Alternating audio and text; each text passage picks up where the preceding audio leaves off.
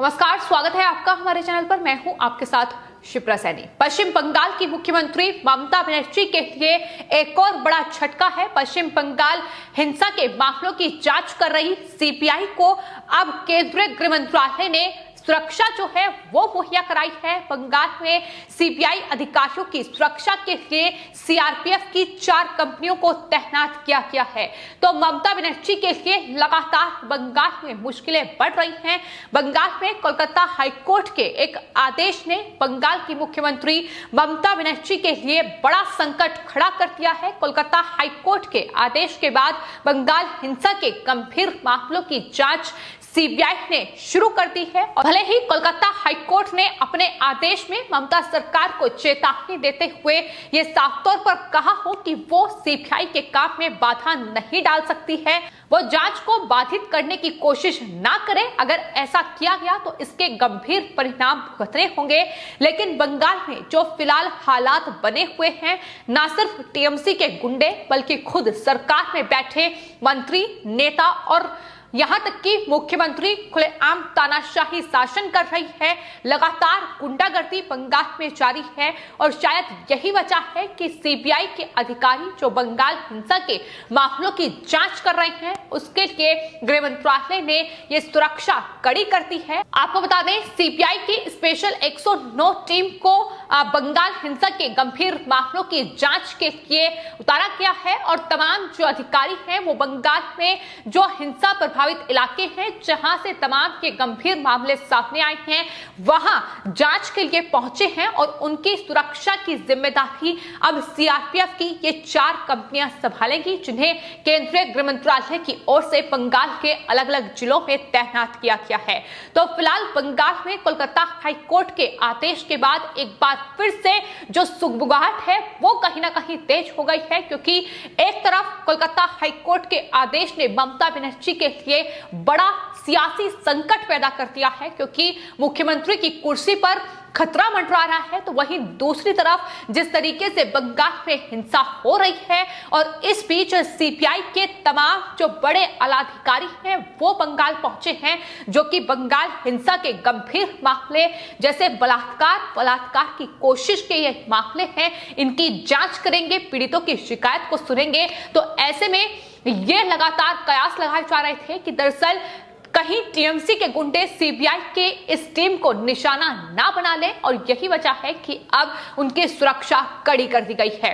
क्योंकि ऐसे कई मौके बंगाल में चुनाव नतीजों के बाद देखने को मिले हैं, जब वहां जांच आयोग की टीम जांच के लिए पहुंची है, फिर चाहे वो दलित आयोग हो या फिर राष्ट्रीय मानवाधिकार आयोग हो, वहां उन पर हमले किए गए हैं, उन्हें निशाना बनाया गया है। हाल ही में आपको बता दें, राष्ट्रीय मानवाधिकार आयोग की जो 7 सदस्य कमेटी का गठन किया गया था, उस कमेटी के सदस्य पश्चिम बंगाल के हिंसा प्रभावित इलाकों में पहुंचे थे और वहां पीड़ितों से मुलाकात कर रहे थे, और उस दौरान उन्हें निशाना बनाया गया। उन पर टीएमसी के गुंडों ने हमला किया, जिसके तस्वीरें भी साफ तौर पर सामने आई। और यही वजह है कि पहले ही सीबीआई के इन अधिकारियों के लिए बंगाल में सुरक्षा कड़ी कर दी गई है, क्योंकि बंगाल में लगातार ये तानाशाही, ये तालिबानी शासन ममता बनर्जी का चल रहा है। खुलेआम वो गुंडागर्दी कर रही हैं और यही वजह है कि अब केंद्रीय गृह मंत्रालय की ओर से केंद्रीय सुरक्षा बलों की तैनाती को बढ़ा दिया गया है। हालांकि आपको यह भी बता दें कि बंगाल विधानसभा चुनाव के दौरान भी जब केंद्र की ओर से वहां बंगाल में सुरक्षा बलों की तैनाती की गई थी, उस वक्त भी ममता बनर्जी की बौखलाहट सामने आई थी। यहां तक कि सीआरपीएफ पर ही तमाम आरोप ममता बनर्जी की ओर से लगाए गए थे। सीआरपीएफ जो है वो केंद्र सरकार के इशारे पर काम कर रही है, चुनाव में उन्हें मदद कर रही है, ये तमाम बड़े आरोप उनकी तरफ से लगाए गए। सीआरपीएफ के जवानों ने फायरिंग की है, ये आरोप भी ममता बनर्जी ने लगाए। यानी कहीं ना कहीं चुनावी फायदे के लिए उन्होंने केंद्रीय सुरक्षा बलों पर भी निशाना साधने में कोई कसर नहीं छोड़ी थी। और एक बार फिर से, चूंकि बंगाल में जिस तरीके के गंभीर और चुनौतीपूर्ण हालात इस वक्त बने हुए हैं, जिनसे निपटना सीबीआई के अधिकारियों के लिए एक बड़ी चुनौती होगी, तो ऐसे में उनकी सुरक्षा पहले ही कड़ी कर दी गई है। हालांकि अपने इस पूरे आदेश पे कोलकाता हाईकोर्ट की 5 जजों की पीठ ने भी ये साफ तौर पर आदेश दिया था कि एनएचआरसी की टीम पर जो हमला किया गया, उनके काम में बाधा डालने की जो कोशिश टीएमसी सरकार की ओर से की गई, वो इस बार नहीं होनी चाहिए, वरना बंगाल सरकार को, ममता बनर्जी को इसके गंभीर परिणाम भुगतने होंगे।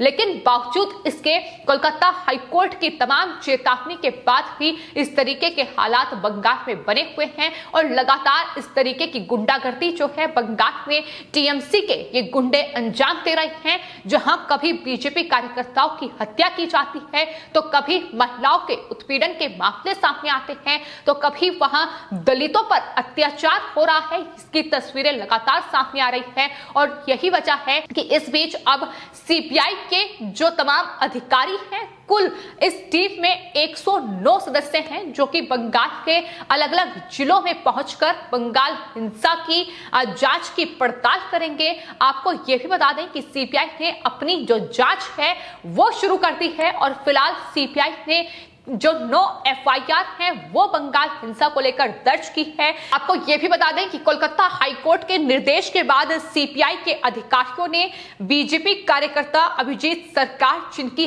हत्या टीएमसी के गुंडों के द्वारा की गई थी, उनके घर पर वो पहुंचे और तमाम सबूतों को इकट्ठा किया, उनके भाई से भी पूछताछ की। आपको यह भी बता दें कि अभिजीत सरकार के भाई की ओर से सुप्रीम कोर्ट में और यहां तक कि कोलकाता हाईकोर्ट में भी याचिकाएं दायर की गई थी, जिसमें उन्होंने मांग की थी कि उनकी हत्या की सीबीआई जांच हो, इसके लिए एसआईटी का गठन किया जाए, बंगाल हिंसा के मामलों की सुनवाई होनी चाहिए।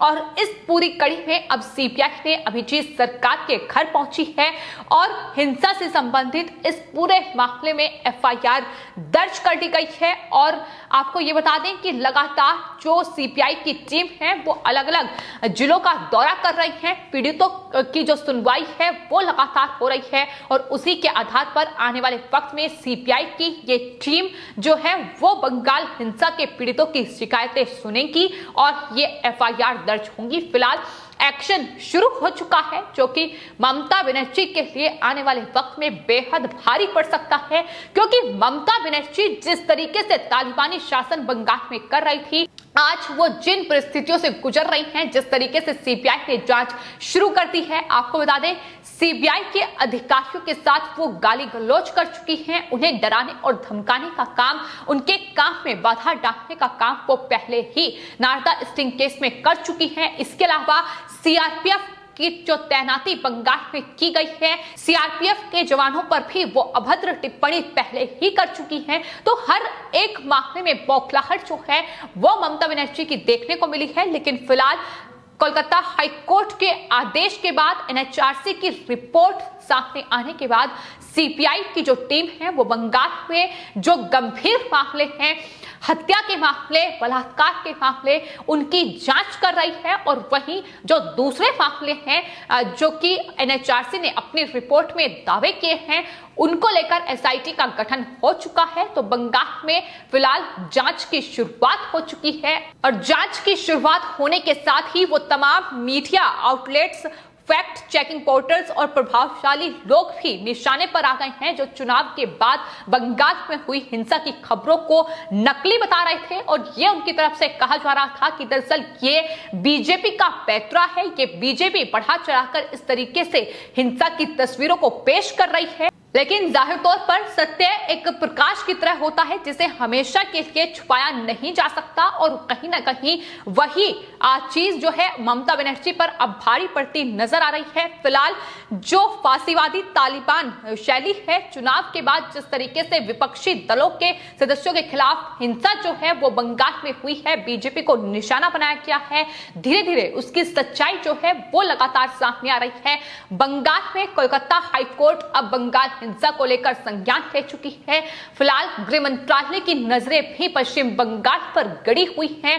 सीबीआई के अधिकारी जांच कर रहे हैं आने वाले वक्त में 6 हफ्तों के भीतर क्या कुछ रिपोर्ट बंगाल में चुनाव के बाद हुए हिंसा के मामलों को लेकर सीबीआई कोलकाता हाईकोर्ट में दाखिल करेगी, ये देखना होगा। लेकिन जिस तरीके से चुनाव के बाद हिंसा हुई है उसकी जांच जरूरी है, क्योंकि बंगाल में बंगाल सरकार ममता बनर्जी और वहां की पुलिस मूकदर्शक बनकर बैठी रही। लेकिन अब चूंकि इस हिंसा की जांच की शुरुआत हुई है तो जाहिर तौर पर आने वाले वक्त में इस हिंसा की सच्चाई सामने आएगी और पीड़ितों को इंसाफ मिलेगा।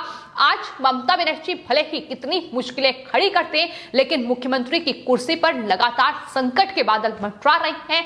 एक तरफ 6 महीने के भीतर चुनाव लड़कर जीतने की चुनौती है, तो वहीं दूसरी तरफ बंगाल हिंसा पर जो झूठ बोला है, अब कहीं ना कहीं उस झूठ का पर्दाफाश आने वाले वक्त में होगा और ममता बनर्जी का ये तालिबानी शासन खत्म होगा। फिलहाल आपकी इस पूरे मामले पर क्या राय है, हमें कमेंट बॉक्स में जरूर लिखें और चैनल को सब्सक्राइब करें। धन्यवाद।